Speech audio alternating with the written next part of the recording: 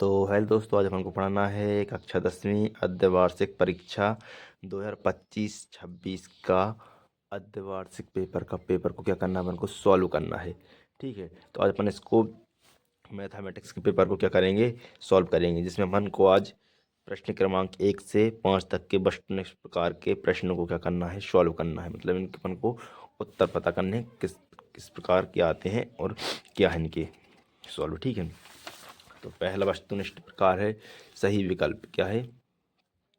सही विकल्प। यहाँ पर सही विकल्प 6 नंबर के आए हुए हैं और सभी सही विकल्प 1 नंबर का है। ठीक है, तो यहाँ पर 12 और 15 का एचसीएफ ज्ञात करना है। तो एचसीएफ वह बड़ी से बड़ी संख्या होती है जिसमें इन दोनों संख्याओं में पूरी तरह बात चला जाए। तो वह बड़ी से बड़ी संख्या क्या होगी? एचसीएफ 4 का इसमें जाएगा लेकिन इसमें नहीं जाएगा, 10 का इसमें दोनों में नहीं जाएगा, 5 का इसमें नहीं जाएगा। तो ये क्या हुई यहाँ एचसीएफ 3 होगी। ठीक है, तो इसका एचसीएफ क्या हो गया? 3 हो गया। तो पहले का उत्तर क्या हो गया? 12 और 15 का एचसीएफ 3 हो गया। ठीक है, हम द्विघाती बहुपद ए एक्स स्क्वायर धन बी एक्स धन सी का आलेख कैसे होता? जब आपको आपने पढ़ा ही होगा अध्याय 2 में, इसमें द्विघाती बहुपद ए एक्स स्क्वायर धन बी एक्स धन सी का आलेख एक परवलयाकार होता है, क्योंकि इसमें कितनी घात एक्स के ऊपर चर के ऊपर कितनी घात है? 2 की घात। तो इसका आलेख होगा वो कैसा होगा? परवलयाकार होगा, मतलब इस प्रकार का बनेगा। ठीक है, पर्वत के आकार का। फिर इसके बाद अगला ऑब्जेक्ट है कि ए बी श्रेणी, मतलब समांतर श्रेणी दी गई है जो 12 7 2 ऋण 5 का अपन को सर्वांतर बताना है। मतलब दो पदों के बीच क्या बताना है? अंतर। सर्वांतर क्या कहलाता है?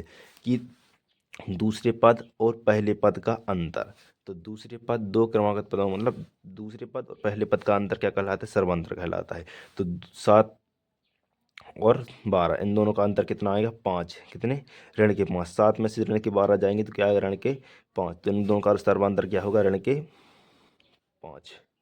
ठीक है, 7 में से 12 को घटाएंगे तो क्या होगा? दूसरे पद में से पहले पद घटाना होता है सर्वांतर में, तो इसका क्या होगा? ऋण के 5 आएगा। ठीक है, अब इसके बाद बिंदु 6 8 6 और 0 0 के बीच की दूरी क्या होगी? तो इसका एक सूत्र होता है। दो बिंदुओं के बीच की दूरी निकालने का सूत्र क्या होता है? अंडर रूट के अंदर इसका एक सूत्र होता है। क्या होता है? इसका एक सूत्र होता है कि रूट एक्स स्क्वायर धन वाई स्क्वायर। तो यहाँ पर अपन को देखो, एक्स कितना है? 8। तो 8 का वर्ग क्या होगा? 64 धन वाई कितना है? 6। 6 का वर्ग कितना हुआ है? 36। कितना हुआ? 36। तो इन दोनों का वर्गमूल लेंगे, इन दोनों को जोड़ेंगे क्या आ गया? 100। और 100 का वर्गमूल क्या होता है? 10। कितना? 10। तो इन दोनों के बिंदु 8 और 6 8 और 6 और 0 0 के बीच की दूरी क्या होगी? 10 होगी। ठीक है, अब रैखिक समीकरण। अगला प्रश्न क्या है? रैखिक समीकरण युग्म ए1 एक्स धन b1 वाई धन c1 बराबर 0 तथा a2 एक्स धन b2 वाई धन c2 0 के अनंततः अनेक हल होने की शर्त क्या है? तो इसके आपको पता ही होगा कि अनंततः हल कब होंगे? जब ये तीनों के मान ए वन अपॉन ए2 बराबर b1 अपॉन b2 बराबर c1 अपॉन c2, ये तीनों क्या होंगे? बराबर होंगे। तो ये इनके क्या होंगे? अनंततः अनेक हल होंगे। ये इसके अनंततः अनेक हल कब होते हैं? जब ये तीनों क्या होते हैं? बराबर होते हैं। तो इनके क्या होते हैं? अनंततः अनेक हल। और ए1 अपॉन ए2 बराबर नहीं है b1 अपॉन b2 के, तो इसके क्या होता है? कोई हल नहीं होता। और इसका क्या होता है? अद्वितीय हल होता है। तो इसका क्या होता है? कोई हल नहीं होता है। इसका क्या होता है? अद्वितीय हल, मतलब केवल एक ही हल होता है। अगर a1/a2 नहीं है b1/b2 के, तो इसका क्या होगा? केवल एक ही हल होगा। और इसका क्या होगा? कोई भी हल नहीं होगा। और इसके क्या होगी? अनेक हल होंगे। ठीक है, तो अपन को अनेक हल होने की शर्तें पूछी, तो इसको हम क्या लगाएंगे? Option number C. यदि द्विघाती समीकरण ए एक्स स्क्वायर धन बी एक्स धन सी बराबर 0 के मूल समान हो तो व्युत्कर का मान क्या होगा? तो अगर इनके मूल समान होते हैं तो व्युत्कर का मान क्या होता है? शून्य होता है। क्या होता है? शून्य होता है। अगर इनके व्युत्कर के मान क्या होते हैं? समान होते हैं, तो इसके व्युत्कर का मान क्या होता है? शून्य होता है। यदि समीकरण ए एक्स स्क्वायर धन बी एक्स धन सी बराबर 0 के मूल समान हो तो समीकरण के व्युत्क्रम का मान क्या होता है, 0 होता है। ठीक है, तो ऑब्जेक्ट अपने हो गए हैं। अब इसके बाद अपन क्या करना है, रिक्त स्थानों की पूर्ति करना है। ठीक है, इसके बाद क्या करना अपन को, रिक्त स्थानों की पूर्ति। तो रिक्त स्थान की पूर्ति कीजिए। एक बहुपद की घात 3 है तो वह क्या कहलाता है, तरघातीय बहुपद क्या कहलाता है, तरह तरह घाती बहुपद, तरघाती बहुपद कहलाता है। अगर एक बहुपद जिसकी घात 3 है तो वह तरघाती बहुपद कहलाएगा। और यहाँ पर एक दूसरा ऑब्जेक्ट क्या है, √3 क्या, कर्ण 3 का एक क्या है, अपरिमेय संख्या है। क्या है, एक अपरिमेय संख्या है। तो कर्ण 3 क्या है, एक अपरिमेय संख्या है। इसके बाद अपन को क्या करना है, यदि एन पी एक का प्रथम पद ए एवं समांतर डी हो तो एनवां पद क्या होता है। तो इसका एनवां पद क्या होता है, ए एन मतलब एनवां पद बराबर ए धन n-1 इक्वल टू डी। तो इसका एनवां पद क्या होता है, ए एन बराबर ए धन n-1 equal to D. Multiply equal to नहीं, मल्टीप्लाई डी होता है, मतलब ए धन n-1 एक n-1 गुणा में डी। ठीक है, सभी वर्ग क्या होते हैं, तो सभी वर्ग क्या होते हैं, समरूप होते हैं। क्या होते हैं, समरूप। समरूप अगर वर्ग की सही भुजाएं तो क्या होती है, समान होती हैं। तो वर्ग में देखो, अगर सही भुजाएं समान होंगी तो वे क्या होंगी, चाहे 5 सेंटीमीटर को हो या फिर 6 सेंटीमीटर का वर्ग हो, लेकिन उनके क्या होंगे, वे रूप क्या होंगे, समान होंगे। तो वे क्या, सभी वर्ग क्या होते हैं, समरूप होते हैं। समीकरण x-3 और x-4 बराबर 0 के मूल क्या होंगे। तो x-3 और x-4 बराबर 0 के मूल क्या होंगे। इसका इसमें इस तरफ जाएंगे 0 की तरफ तो क्या आ जाएगा, +3 और ऋण के 4। मूल क्या होंगे, 3 और ऋण के 4।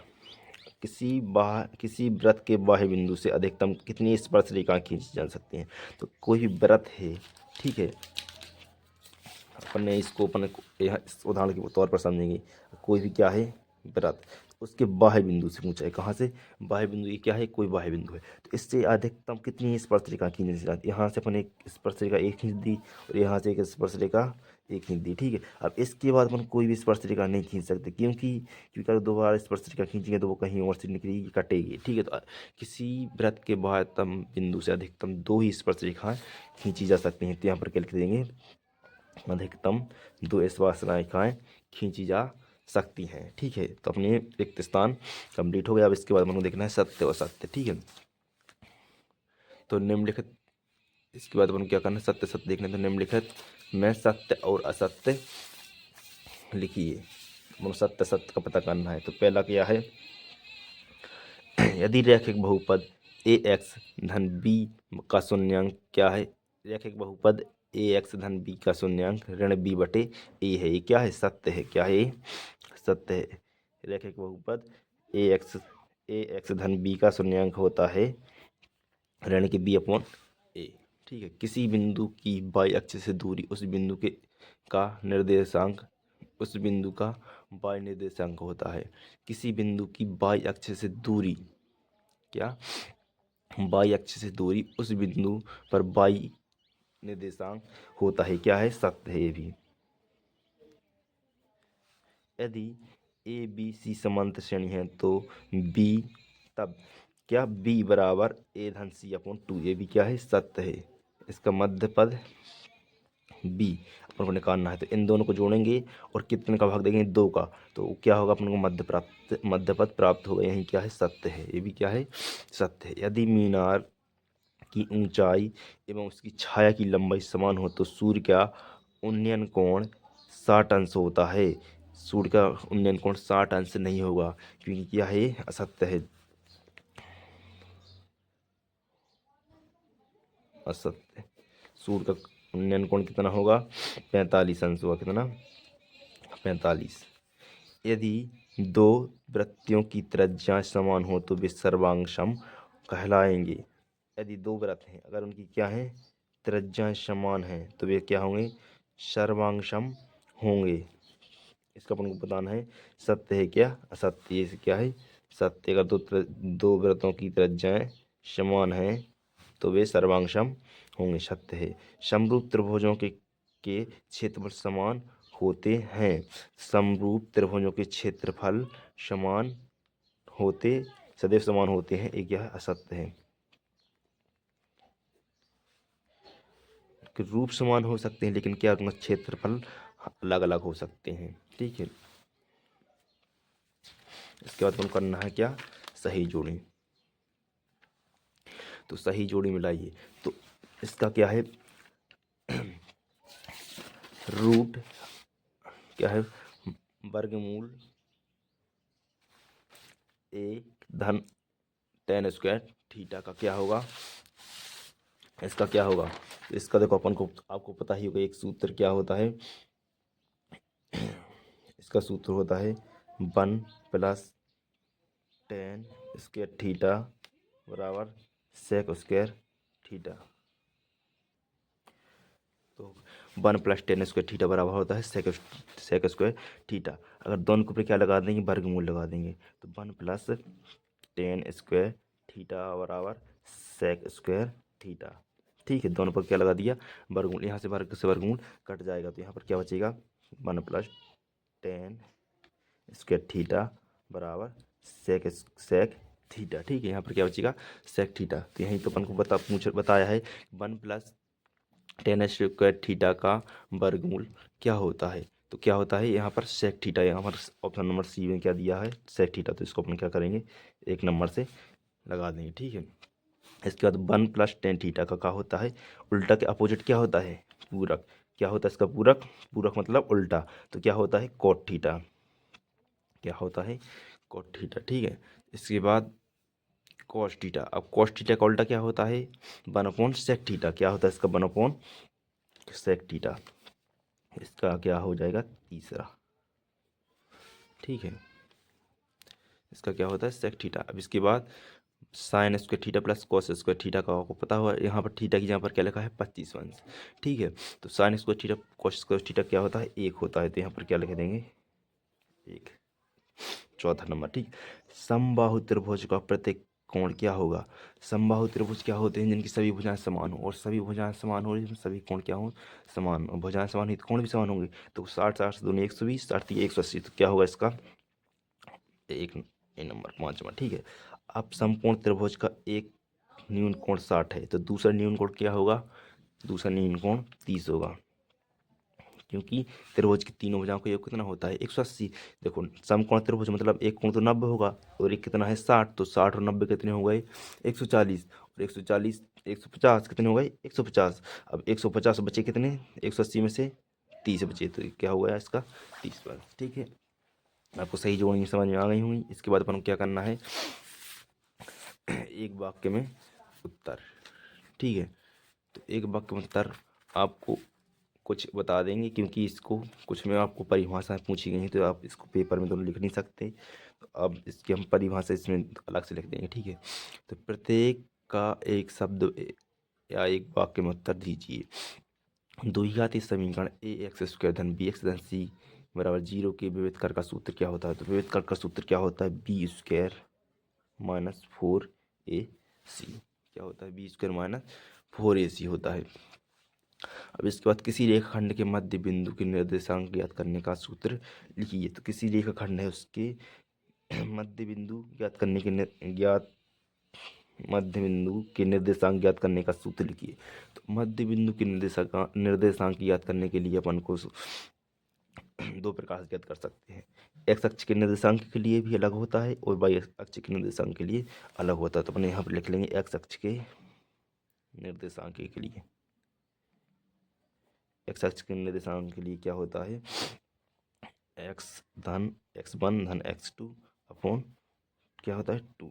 इसी प्रकार y का भी होता है। ठीक है, अब एक वृत्त की कितनी स्पर्श रेखाएं हो सकती हैं, तो एक वृत्त होता है उसमें कितनी स्पर्श रेखाएं खींची जा सकती हैं। तो एक वृत्त में अन्य क्या होती एक वृत्त में अपरिमित रूप से मतलब अनेक जितनी चाहे मतलब अनंत खींची जा सकती हैं स्पर्श रेखाएं।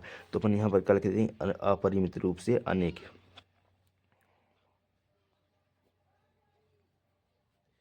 रूप से अनेक कितनी स्पर्श रेखा खींची जा सकती हैं, अपरिमित रूप से अनेक रेखाएं खींची जा सकती हैं। इसके बाद बिंदु P2 और 3 की एक्स एक्सिस से दूरी कितनी होगी, तो एक्स एक्सिस से दूरी कितनी होगी इसकी 3।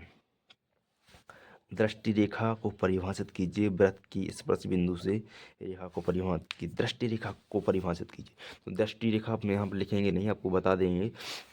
जैसे कि कोई क्या है, व्यक्ति की आंख है, ठीक, क्या है, एक व्यक्ति की आंख है।